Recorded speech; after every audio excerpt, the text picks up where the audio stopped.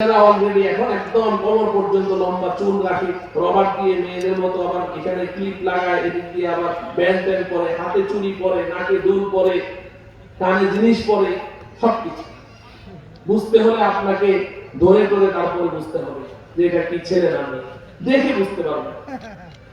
আবার ওদিক দিয়ে মেয়েরা তো মাশাআল্লাহ আরো আগে এমন ড্রেস আপ চেঞ্জ করবে যে আপনি বুঝতেই পারবেন না এটা ছেলে না মেয়ে। আজকে থেকে আরো 8-10 বছর আগের কথা, আরো বেশি হবে, অনেক বছর, আমার সময়টা মনে নেই। আমার মাদ্রাসা ছিল চিড়িয়াখানা রোড, মিরপুর চিড়িয়াখানা রোড, কমার্স কলেজের পেছনে শিয়ালদহ। উপরে তুলে তুলে পড়ে, সতর্কতামূলক, যদিও কাঠমুগিরার উপরে পড়লেই যথেষ্ট, কাঠমুগিরার নিচে তো নামানো যাবে না, যাবে কি হারাম। তো চারোটা যুবক এরকম, তাদের পায়জামাগুলো এই পর্যন্ত।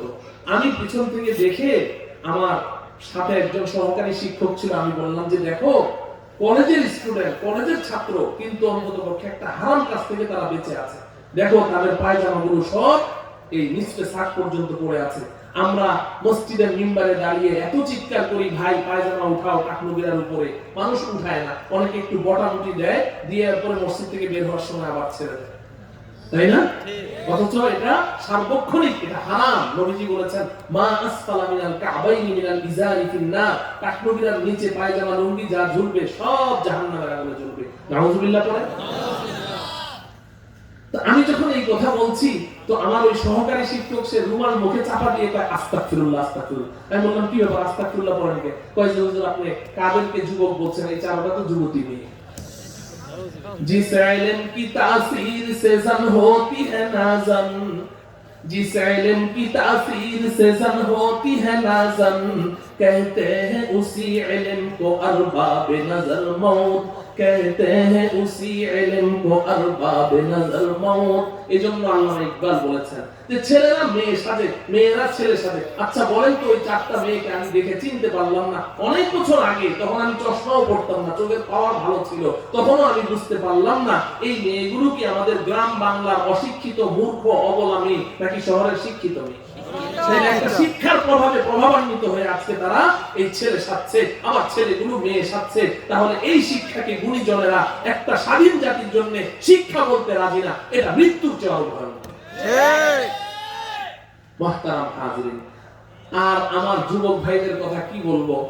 আমাদের মাদ্রাসায়, কওমি মাদ্রাসা, আপনারা তো সবাই মাদ্রাসার সাথে সম্পর্ক রাখেন। আমরা তো ওই যে সাধারণত ফ্লোরিং করি, ইদানিং চেয়ার টেবিল দেখা যায়। আমার অফিসেও এখন চেয়ার টেবিল এসে গেছে, কোমরে ব্যথা, হাঁটুতে ব্যথা, মানুষের মধ্যে দুর্বলতা এসে গেছে। না হলে আমরা সাধারণত ফ্লোরেই বসি, ওস্তাদও ফ্লোরে, ছাত্রও ফ্লোরে, ঠিক কিনা বলেন?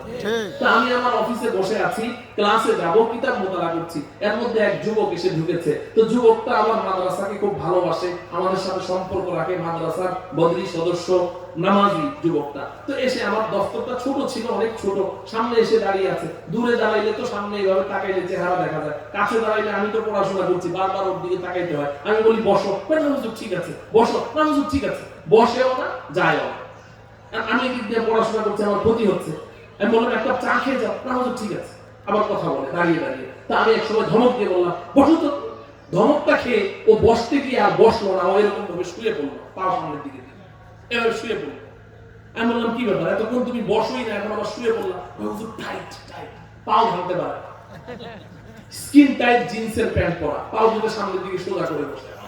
এতক্ষণ পর্যন্ত আমার ধারণা ছিল যে কি সুন্দর আদব আখলাক মুআদ্দাব ছেলে, আলেমের সামনে বসতে সে বেয়াদবি মনে করছে। এখন বুঝলাম যে না, কারণ আরেকটা।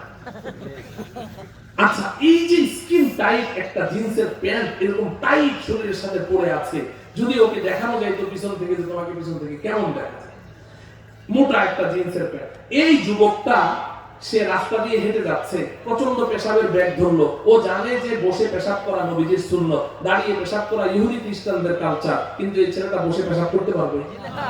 হ্যাঁ, এই ছেলেটা আযান হয়েছে, মসজিদে ঢুকবে, কিন্তু সে ঢুকবে না মসজিদে, কারণ মসজিদে ঢুকলে সে এই প্যান্ট পরে নামাজ পড়তে পারবে। আরে তখন তো এই মুসিবত ছিল যে আত্তাহিয়াতুর সূরাতে বসতে পারবে না, এই দাঁড়ায় থাকা লাগবে, এই কষ্টে ঢুকবে না। কিন্তু এখন তো মুসিবত আরো বেড়ে গেছে। এখন তো মাশাআল্লাহ যুবকরা, কিছু যুবক নামাজ পড়ে তো এরা সেজদায় যখন যায় তো পাছা অর্ধেক বের হয়ে যায়, এত নিচে পড়ে, প্যান্ট এত নিচে পড়ে। কেন রে বাবা, এত নিচে কেন পড়ো? তা তোমার নামাজ কি হচ্ছে? হ্যাঁ, নাভির নিচ থেকে হাঁটু পর্যন্ত সতর না? তো তোমার পাশাপাশি পিছন থেকে খুলে আছে, তো তোমার নামাজই তো নষ্ট, আবার হারাম কাজ করছো, আরেকজনের চোখে পড়ছে, তুমি কতগুলো মানুষকে গুনাহের মধ্যে লিপ্ত করছো। এগুলো সব ওই ইহুদি খ্রিস্টানদের অনুসরণ, ঠিক না ঠিক করে। এই শিক্ষা দেখেন, শিক্ষা। আবার এই যে আপনি এত টাইট, যুবকরা মনে কষ্ট নিয়েন না, এরকম মোটা জিন্সের যে টাইট প্যান্ট পরে আছেন, যদি রানের মধ্যে চুলকানি ওঠে, এই যে দেখেন মুরব্বীরা আছে সবাই, আপনারা সবাই আছেন লুঙ্গি পায়জামা পরে আছেন,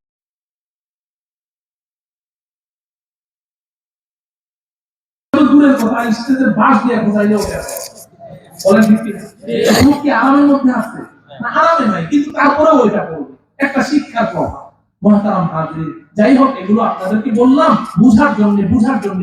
একটা তো আমাদের মানুষের শিক্ষা, আর এই শিক্ষা যেহেতু আমরা আবিষ্কার করেছি পঞ্চ ইন্দ্রিয় শক্তি খাটিয়ে, আকল বুদ্ধি বিবেক খাটিয়ে, আর যদি আমি ইতিহাসের পাতা এখন খুলে দেই তাহলে তো রাত কেটে যাবে যে এই মানুষগুলো কারা, যারা এই শিক্ষার আবিষ্কার করেছে। আমি শুধু সংক্ষেপে আপনাদেরকে বলে যাই, এখন তো ইতিহাস নিয়ে মিথ্যা কথা বলার যুগ, ইতিহাস নিয়ে যে যত মিথ্যা বলতে পারে সেই হচ্ছে বড় ঐতিহাসিক। এমনকি আমাদের স্বাধীনতার ইতিহাসকেও সম্পূর্ণরূপে মিথ্যা দিয়ে ভরে দেওয়া হয়। আপনি সঠিক ইতিহাস বলে যায় আমার যুবক ভাইয়েরা, এই শিক্ষাটা আবিষ্কার করেছে এই উপমহাদেশে 190 বছর পর্যন্ত ইংরেজরা শাসন করেছে।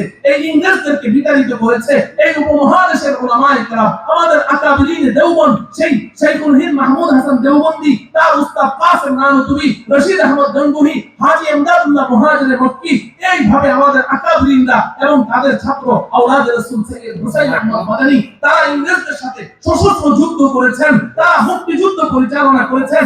190 বছর যাদের শাসন ছিল তাদের সাথে, এবং জিহাদ করে এক এক ময়দানে এক এক যুদ্ধে 50-60 হাজার মুসলমান শাহাদাত বরণ করেছেন। এইভাবে তাদেরকে মহাদেশ থেকে বিতাড়িত করা হয়।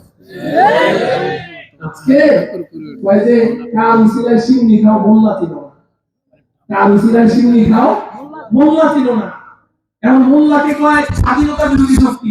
আরে আমাদের আকাবিরিন দেওবন্দ উলামায়ে কেরাম, তারা যদি ব্রিটিশদেরকে এইভাবে জিহাদ করে তাদেরকে এই উপমহাদেশ থেকে বিতাড়িত না করতো, ও বাংলা মুসলমান আজও ইংরেজদের পা ধুয়ে পানি খাওয়া ছাড়া আমাদের কোনো উপায় ছিল।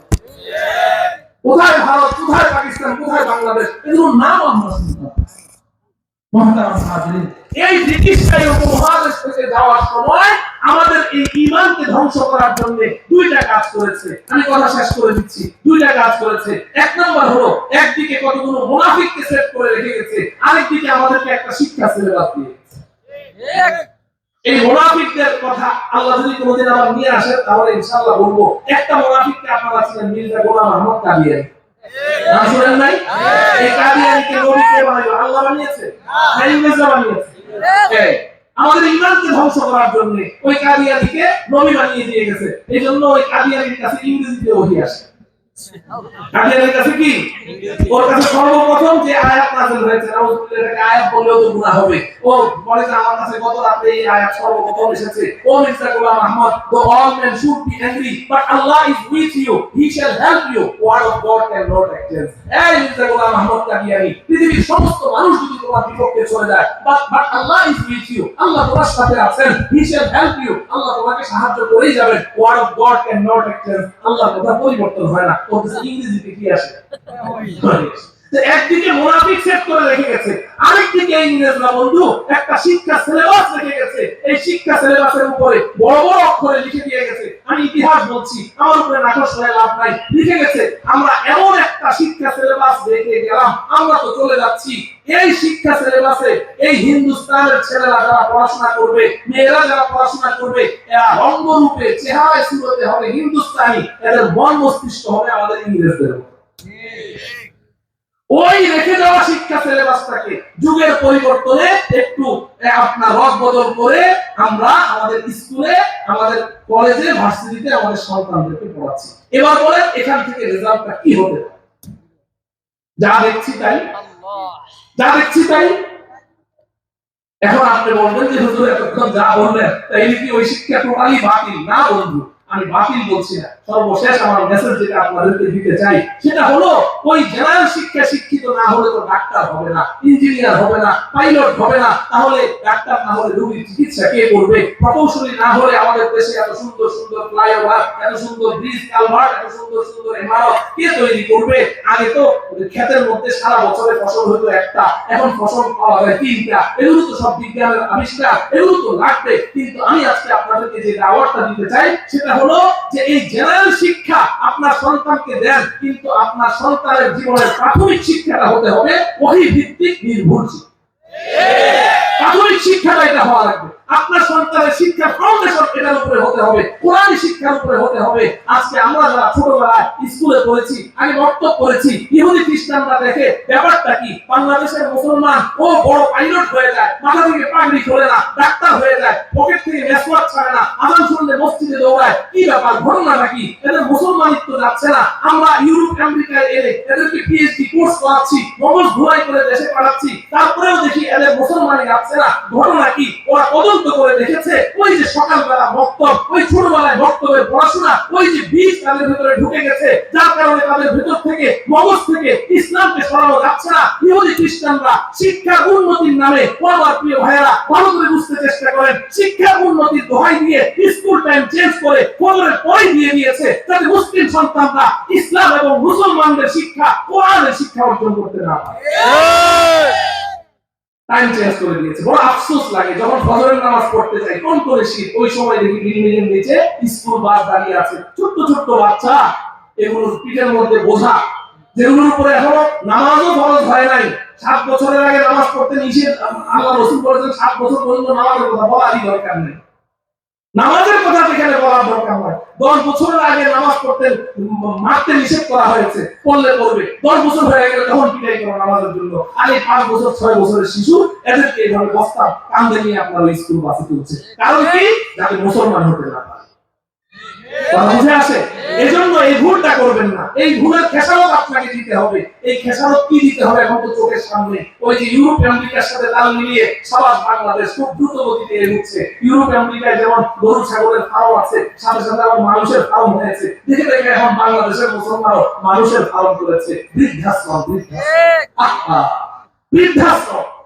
তুমি যদি তোমার সন্তানকে ওই কোরআনী শিক্ষা না দিয়েছো, ওহী ভিত্তিক শিক্ষা না দিয়েছো, তোমার সন্তান জানবে না বাবার মূল্য কি, মায়ের মূল্য কি। বাবা মা আল্লাহর পরে যে সবচেয়ে শ্রদ্ধাস্পদ, এবং বাবা মায়ের পায়ের নিচে যে সন্তানের বেহেশত, ও কিছুই বুঝবে না। তোমার বাবা মাকে, তার বন্ধুদেরকে বাবা মায়ের উপরে প্রাধান্য দিবে, বন্ধুকে বাবার উপরে প্রাধান্য দিবে, নিজের বান্ধবীকে পাওয়ার জন্য মা বাবাকে খুন করবে, কারণ মা বাবার মূল্য সে জানবে না।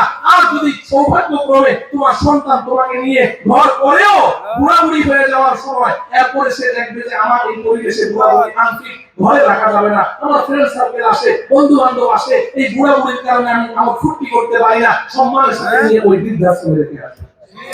আমি নিজের চোখে দেখে এসেছি। আপনাদের দাওয়াত রইল যে দেখে আসবেন ইনশাআল্লাহ। কোন হাফেজে কোরআনের মা বাবাকে বৃদ্ধাশ্রমে আপনি আবিষ্কার করতে পারবেন না। কোন আলেম মুফতি মুহাদ্দিসের মা বাবাকে বৃদ্ধাশ্রমে পাবেন না। কোন ইমাম খতিবের মা বাবাকে বৃদ্ধাশ্রমে পাবেন না। আরে একজন নগণ্য মসজিদের খাদেম, যাকে 8,000 টাকা 10,000 টাকা বেতন দিলে সভাপতির ঘুম হারাম হয়ে যায়, এত টাকা দিয়ে করেটা কি? সেই আপনার এই নগণ্য খাদেম, ওই খাদেমের মা বাবাকে বৃদ্ধাশ্রমে পাবেন না। ওখানে গিয়ে দেখেন বড় বড় আর্মি অফিসার, ব্রিগেডিয়ার, বড় বড় জজ, ব্যারিস্টার, বড় বড় বিচারপতিদের মা বাবারা ওখানে তাদের চোখের পানি দিয়ে চোখ ঘা করে ফেলছে। নাম দেখে আসে। আমার বড় আফসোস হয় ওই সমস্ত মা বাবার জন্য। দুনিয়াও হারাইলা, আখিরাতও হারাইলা, আমলও ছাড়াও। এজন্য মুহতারাম হাজিরিন, এই ভুলটা করবেন না। সন্তানদের প্রাথমিক শিক্ষা কোরআনী শিক্ষার উপরে দিয়ে দেন। এরপরে আপনার সন্তানকে আপনি যাই পড়ান, আপনার মৃত্যুর আগেও শেষ বয়সে সে একটা রেকর্ড দিয়ে ভিতর থেকে কোরআনের জ্ঞান পেয়েছে। আল্লাহ রাব্বুল আলামিন আমার এই কথাগুলো বুঝে আপনাদের ভবিষ্যৎ কর্মপন্থা নির্ধারণ করার তৌফিক দান করুন। আল্লাহ তাআলা এই মাহফিলকে কবুল করুন। ওয়া সাল্লাল্লাহু তাআলা আলা সাইয়্যিদিনা মুহাম্মদ ওয়া আলা আলিহি